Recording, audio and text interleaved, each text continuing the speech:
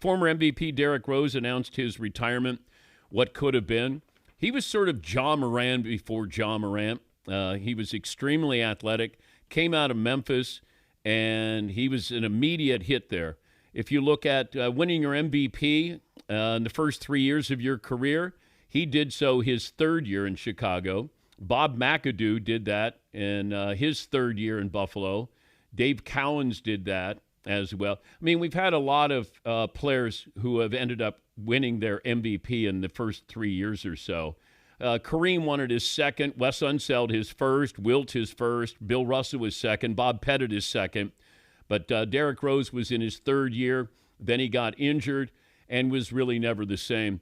And it's almost as if he had played 6 years instead of 12 years. Like he would have been probably a Hall of Famer because I think the voters would have given him the benefit of the doubt of what could have been. But he did hang on. He did play. Probably didn't matter too much to many people here watching unless, you saw him occasionally on a highlight. But he was a highlight when he played with the Chicago Bulls. But he was extremely athletic, explosive, fun, and different coming into the league. But announcing his retirement there. Yes, Marvin. And I think Derrick Rose has a, unbreakable record. He's the youngest MVP in NBA history at 22 years old. I don't think anybody will win the MVP at 22. Maybe Victor, but he's got to put up unbelievable numbers. And the Spurs have to be much better than what they are right now. Yeah, I think the voters, they like to have you earn it. We're not going to give you the MVP. You have to earn it. And we want to see if you have postseason success. I mean, look at what they did with the Joker. We're not going to give him the MVP until he hasn't had any success in the postseason.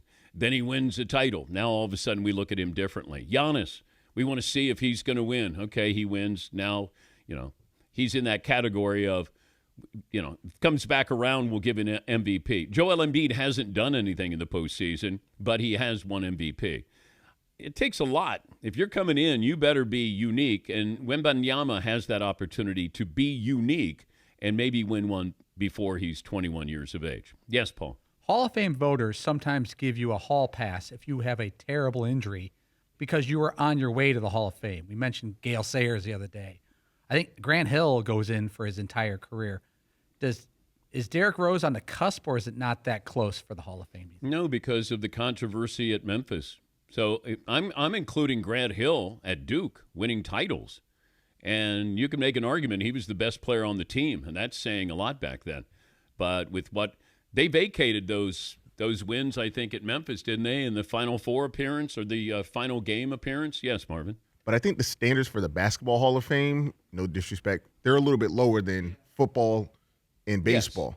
Yes. So every single person that's won the MVP award in the NBA, they're in the Hall that's eligible. So I think the MVP award gets him in. Like if Penny Hardaway won an MVP award, he'd be in. Okay. So. Well, I think the Memphis thing hurts him. Okay. I do. But Cal's in the Hall. Well, I think what he did at Kentucky and what he did at UMass, I mean, I'm going to guess that he did more things maybe at more places than Derrick Rose did.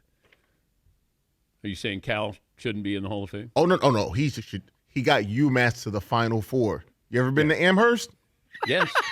Yes. I went to Midnight Madness. I was working at the mothership. Went to Midnight Madness there with Coach Cal, and so I was there. Cal had Amherst rocking for a while. Yeah, he did. Yes, he did. Amherst be rocking. Don't That's bother right. knocking.